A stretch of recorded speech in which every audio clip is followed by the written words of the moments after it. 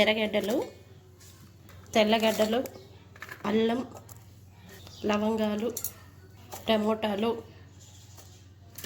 కొత్తిమీర, గసగసాలు.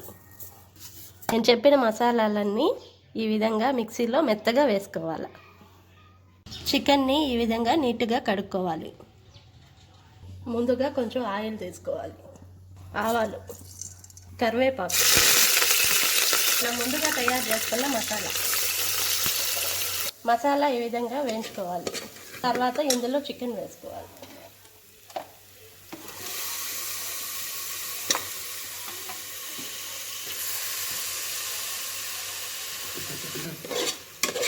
మసాలాలో చికెన్ వేసి బాగా కలుపుకోవాలి.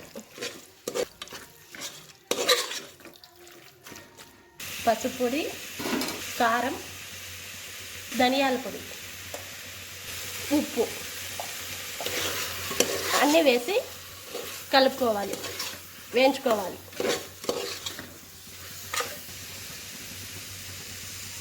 చికెన్ బాగా వేగాక ఇందులో నీళ్లు పోసుకోవాలి.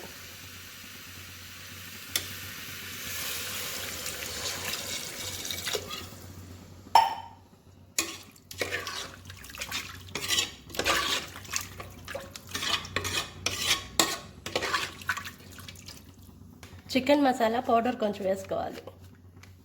Garam masala,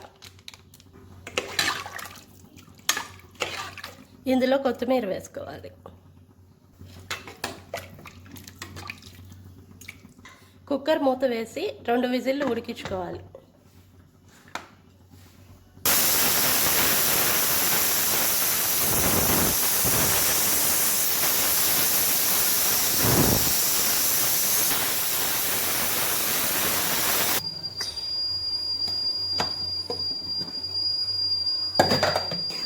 chicken server ready అయిపోయిందండి.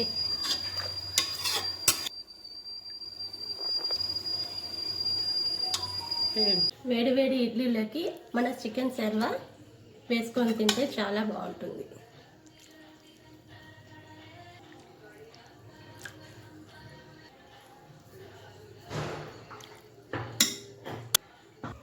మనం చేసుకున్న చికెన్ సర్వాని ఇడ్లీలోకి వేసుకొని తిందాం.